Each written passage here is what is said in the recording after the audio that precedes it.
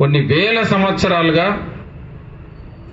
నిమ్న జాతుల వారికి జరిగినటువంటి అన్యాయాన్ని, అణగారిన వర్గాల మీద జరిగినటువంటి దోపిడీని కేవలం చదువు అనేటువంటి ఒక ఆయుధంతో,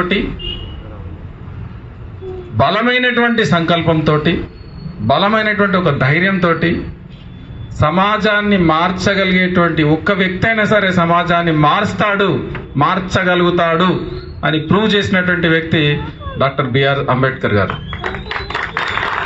మనం అనుకుంటాం, అబ్బా గది మన వల్ల ఏమవుతుంది, నేను ఒక్కని చేతి అవుతుంది అందరితో పాటు నేను. వాళ్ళందరూ ఎవరు లైన్లో నిలబడతలేరు, నేను ఒక్కరిని ఎందుకు లైన్లో నిలబడాలి? వాళ్ళందరూ ఎవరు టికెట్ తీసుకోకుండా ట్రావెల్ చేస్తాను, నేను ఒక్కరిని ఎందుకే టికెట్ తీసుకోవాలి? వాళ్ళందరూ సాయంత్రం కాగానే మస్తు ఎంజాయ్ చేస్తాను, నేను ఒక్కరిని మాత్రమే మడిగట్టుకొని ఎందుకు కూర్చోవాలి? ఇలాంటి ఆలోచనలో మనకు అంబేద్కర్ గారిని స్ఫూర్తి తీసుకుంటే ఖచ్చితంగా మనలో కూడా ఆ మానసికమైనటువంటి పరివర్తన గ్యారంటీగా వస్తుంది. ప్రశ్నించగలిగేటువంటి దాన్ని, ఎదిరించేటువంటి దాన్ని ముఖ్యంగా మన కార్యకర్తలకు చాలా అవసరం. అది కేవలం నీళ్లు ముట్టుకున్నారు అని మొత్తాన్ని ఆయన ఊరిని మరి వాళ్ళు బహిష్కరిస్తే, ఆ రోజు శిక్షిస్తే, ఆ రోజు ప్రారంభమైనటువంటి ఉద్యమం మరి ప్రపంచవ్యాప్తంగా మార్పుకు కారణమైంది. చూడండి ఒకసారి, ఆ రోజు ఎవరున్నారు ఆయన వెనకాల? మనం ఒక ఉద్యమం స్టార్ట్ చేసినామంటే ఈరోజు మన లైఫ్లో ఎప్పటికైనా కానీ సమస్యలు అనేటివి ఉంటాయి. ఇవాళ అన్నీ అయిపోయినాయి అని అనుకోవద్దు. రాబోయేటువంటి తరం వాళ్ళకు కూడా ఖచ్చితంగా పోరాటం అనేది మనం డార్విన్ సిద్ధాంతం ప్రకారం ఖచ్చితంగా మళ్ళీ నెక్స్ట్ జనరేషన్ కూడా ఏదో ఒక పోరాటం చేయాల్సి వస్తుంది, చేయకుండా ఉండదు. బట్ ఆ యుగ పురుషులు అనేటి వాళ్ళు ఒక్క వ్యక్తి ఇంత ప్రపంచాన్ని మార్చిండంటే ఆయన ఎంత గొప్ప శక్తివంతుడో ఆలోచించండి. ఆ శక్తికి కారణమైనటువంటిది ఏంటిదో ఒకసారి ఆలోచించాలి. ఏంటిదయ్యా అది అంటే, ఈ సమాజంని మనం మార్చాలి. అందరిలాగా ఒక భాషలో చెప్పాలంటే గొర్రెల్లాగా మనం వాళ్ళు ఎట్లా చేస్తున్నారో మనం అట్లా చేయడం కాదు, మార్చడం కోసం ఎదురయ్యేటువంటి ఏ సమస్యనైనా ఎదుర్కోవడానికి సిద్ధంగా ఉండాలి అనే గట్టి సంకల్పం తీసుకుంటే ఖచ్చితంగా మార్పు అనేది సంభవిస్తుంది. ఆ ఆలోచన మనలో జనరేట్ కావాలి. ఈరోజు సమాజంలో లంచాలు, అవినీతి జరుగుతూ ఉంటుంది, దాన్ని ఎదిరించాలి. సమాజంలో ఏవైతే రుగ్మతలు ఉన్నాయో దాన్ని మనం ఎదిరించగలగాలి. ఎదిరించినప్పుడు అది ఒక్కరితో ప్రారంభం అవ్వచ్చు. ఆ ఒక్కరితో ప్రారంభమైన ఉద్యమమే ఖచ్చితంగా రేపు పొద్దున పెనుమార్పుకు లోనై సమాజంని ఒక మంచి డైరెక్షన్ వైపు ఈరోజు తీసుకెళ్ళగలుగుతాయి. ఈరోజు జంతువులతో సమానంగా మనం భూమి మీదకి వచ్చినాం. జంతువులతో సమానంగా భూమి మీదకి వచ్చినటువంటి వ్యక్తులం ఈరోజు జంతువులను కూడా మనం కంట్రోల్ చేయగలిగే స్టేజ్కి వచ్చి ఇంత అభివృద్ధిలోకి సాధించినాం. ఎలా సాధించినామంటే డాక్టర్ బిఆర్ అంబేద్కర్ లాగా ప్రతి స్టేజ్లో కూడా ఒక్కొక్క వ్యక్తి ఒక్కొక్క రకంగా ఈ సమాజానికి ఎంతో సేవ చేస్తేనే మనం ఈ మార్పులకు గురైనాం. ఈరోజు నేను మాట్లాడే మైక్, మీరు వెళ్తురు చూసేటువంటి వెళ్తురు, మరి ఇడ స్టేజ్, ఇది నిర్మించినటువంటి వ్యక్తులు, అంటే మీరు సమాజంలో మీరు ఏవైతే అనుభవిస్తున్నారో అవి ఖచ్చితంగా ఎవరో ఒక వ్యక్తి యొక్క సేవల ద్వారా, వాళ్ళ సర్వీస్ ద్వారా, వాళ్ళ త్యాగం ద్వారా ఈరోజు మనం వాటి ఫలాల్ని మనం అనుభవిస్తున్నాం. కానీ ఏ రోజు కూడా మనం సమాజానికి ఏం చేయాలనే ఆలోచన మాత్రం మనకు రాదు. అది చాలా అన్ఫార్చునేట్ థింగ్. అది ఈరోజు మనం ఏదైనా సరే ఒక కంఫర్ట్ని, ఒక సౌకర్యాన్ని, ఒక ఉల్లాసాన్ని మనం పొందుతున్నాం సమాజంలో అంటే ఖచ్చితంగా దాని వెనకాల ఎవరో ఒక వ్యక్తి యొక్క త్యాగము, ఆయన కృషి ఉంటుంది. ఆ కృషిని మనం గుర్తించాలి. దాంతోపాటు మనం కూడా ఈ ప్రకృతిలో, ఈ సమాజంలో మనం భాగంగా ఉన్నాం కాబట్టి ఆ సమాజానికి మన తరఫున కూడా ఏదో ఒక సర్వీస్ కావచ్చు, ఒక మీ కాంట్రిబ్యూషన్ అనేది ఖచ్చితంగా మరి సమాజానికి ఇవ్వాలి. ఆ ఆలోచన మనం తెచ్చుకుంటే ఆటోమేటిక్గా ఇంకా మంచి సమాజాన్ని మనం నిర్మించగలిగేటువంటి స్టేజ్లోకి మనం వెళ్తాం. ఈరోజు చిన్న పనికి కూడా మనం అనేక సాకులు చెప్తుంటాం. మనం 5 గంటలకు మీటింగ్ అంటే 7 గంటలకు కూడా ఇక్కడ 20 మంది ఉన్నారు. ఇప్పుడు అంటే 150-200 మంది ఉన్నారు అనుకోండి, కొంచెం ధైర్యంగా మాట్లాడతాను నేను. 5 గంటలకు మీటింగ్ అప్పుడు ఎందుకు రాలేదు? పోదాం రాబాయ్, ఎవరు రానప్పుడు మనం ఏం చేస్తాం ఆడ. అయినా భోజనం 9ంటికి పెడతారట, 5ంటికి పోయి ఏం చేయాలి? లేకపోతే నాకు చిన్న పని ఉన్నదన్న, కొంచెం అక్కడికి పోయి వస్తా కొద్దిగా, లేకపోతే అక్కడ మా ఫ్రెండ్ వచ్చింది కొంచెం కలిసి వస్తా. ఇలాంటి సాకులు మనకు నెంబర్ ఆఫ్ ఉంటాయి. మనం ఫోన్ చేసినాక వస్తాను ఇప్పుడే అంటాడు, అరగంట అయినా రారు. ఇలాంటి సాకులు చెప్తుంటాం మనం. మీరు ఊహిస్తారా? వాళ్ళ కుటుంబ సభ్యులు చనిపోయినా సరే ఈ దేశం కోసం, ఈ దేశంలో దేశ ప్రజల యొక్క అభ్యున్నతి కోసం ఆయన కుటుంబాన్ని కూడా పక్కన పెట్టి, నేను వెళ్ళకపోతే ఈ దేశ ప్రజల భవిష్యత్ ఏ రకంగా ఉంటుందో అని బాధపడి మరి విదేశ ప్రయాణం చేసిందంటే ఎంతటి ఉన్నతుడో ఒకసారి ఆలోచించండి.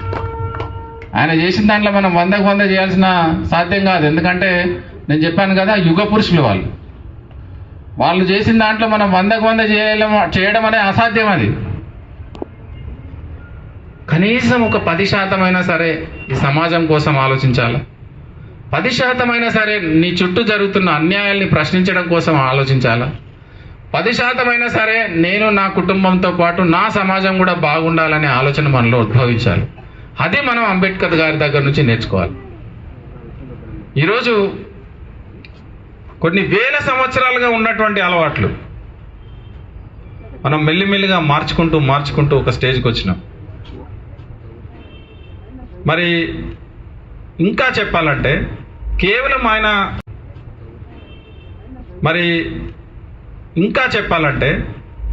ఆయన ఒక రాజ్యాంగాన్ని ఇచ్చి ఒక భారతీయ పౌరులకి ఏదైతే స్వేచ్ఛ, సమానత్వం, సామ్యవాదం అనేటువంటి బేస్ మీద రాజ్యాంగాన్ని ఇచ్చాడో, అంతకంటే ముందు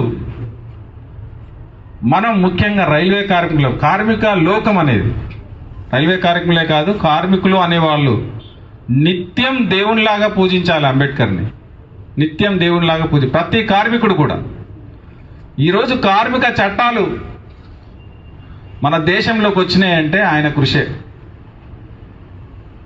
మనం appointment order, రెగ్యులరైజేషను, minimum wages, Indian trade union act, workmen compensation act, ఇవన్నీ వచ్చిన చట్టాలన్నీ కూడా అంబేద్కర్ గారి కృషి ఫలితంగానే వచ్చినాయి.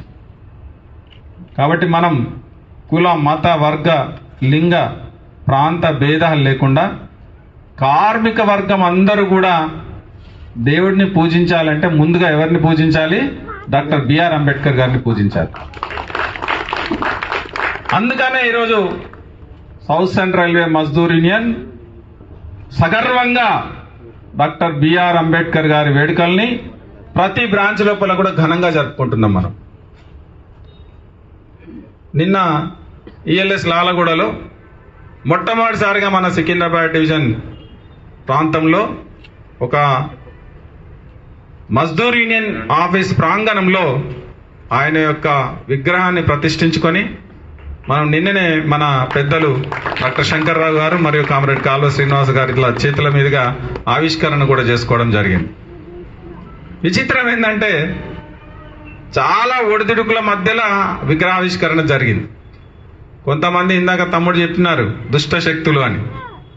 ఆ దుష్ట శక్తులు ఏం చేసినాయంటే అంబేద్కర్ బొమ్మ వాళ్ళు ఎట్లా పెట్టుకుంటారు?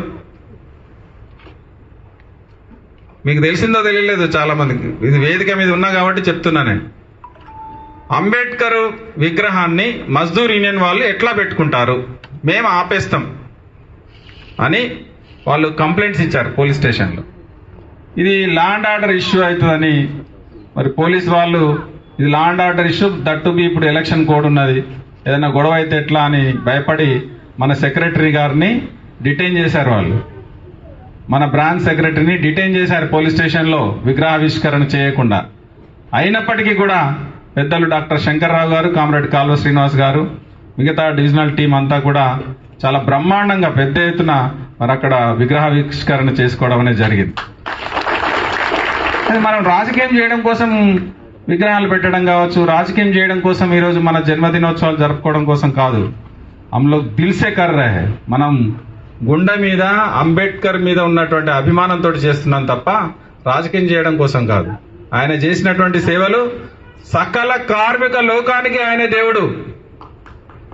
కాబట్టి ఖచ్చితంగా ఒక ట్రేడ్ యూనియన్ గా వారిని పూజించుతాం, ఖచ్చితంగా దేవునిలాగా కొలుస్తాం. దానికి ఎవరు అడ్డుపడ్డా కూడా అది అడ్డుపడడం సంస్కారం కాదు, అడ్డుపడ్డా మనం ఊరుకోం. తర్వాత మహిళలు, భారతదేశం మహిళలు మీకు చాలా మందికి తెలిసి ఉంటుంది. ఇప్పటికి పాత సినిమాలు చూస్తే మీకు అర్థమవుతుంది మహిళల స్థానం ఎక్కడ ఉండేది అని. ఎక్కడికి పరిమితాలు వాళ్ళు?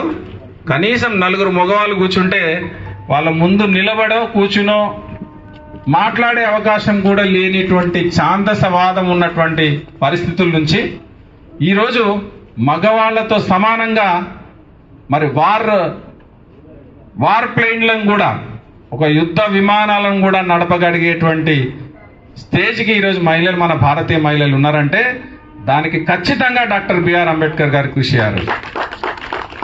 ఎంతో కట్టుబాట్ల మధ్య, ఎంతో ఇప్పటికీ కూడా కొన్ని దేశాల్లో మరి మీకు తెలుసు, కొన్ని ముస్లిం కంట్రీస్లలో ఇప్పటికీ కూడా మహిళలకి అవకాశం లేదు.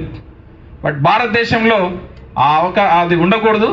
మహిళలకు కూడా సమానమైనటువంటి హక్కు ఇవ్వడం వల్లనే ఈరోజు ప్రభుత్వాలందరూ కూడా మహిళల్ని ఆకట్టుకోవాలనేటువంటి ప్రయత్నంతో రకరకాల స్కీమ్స్ వాళ్ళకి పెడుతున్నారు.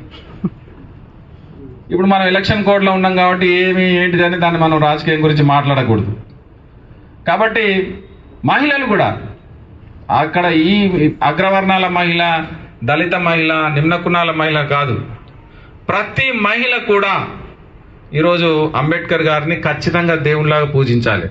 అందులో ఒక ఉద్యోగం చేస్తున్న మహిళ, అందులో సమాజంలో ఒక మంచి పొజిషన్లో ఉన్నటువంటి మహిళ ఈరోజు ఆ పొజిషన్కి వచ్చిందంటే గ్యారంటీగా ఆ రోజు అంబేద్కర్ గారు చేసినటువంటి కృషి.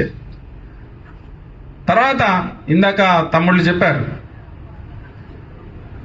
మన ఓటు హక్కు గురించి. ఎస్, తమ్ముడు చెప్పింది 100కి 100 కరెక్ట్. అది అంబేద్కర్ గారు కనుక ఆ రోజు లేకపోతే మీకు ఇప్పటికీ కూడా అమెరికాలో, నాకు మొన్నటిదాకా తెలియదు, మొన్న లాస్ట్ టైం జరిగిన ఎలక్షన్లో తెలిసింది, అమెరికాలో 2 రకాల ఓటింగ్ వాల్యూస్ ఉంటాయి, ఓట్ వాల్యూస్ ఉంటాయి. ఇఫ్ ఐఎమ్ కరెక్ట్ కదా, కరెక్ట్ కదా? 2 రకాల ఓట్ వాల్యూస్ ఉంటాయి. అమెరికన్ సిటిజన్స్కి ఇచ్చేటువంటి ఓటుకు ఒక వాల్యూ ఉంటుంది, ఎన్ఆర్ఐగా వెళ్ళి అక్కడ సిటిజన్షిప్ తీసుకున్నటువంటి వాళ్ళకు ఒక వాల్యూ ఉంటుంది.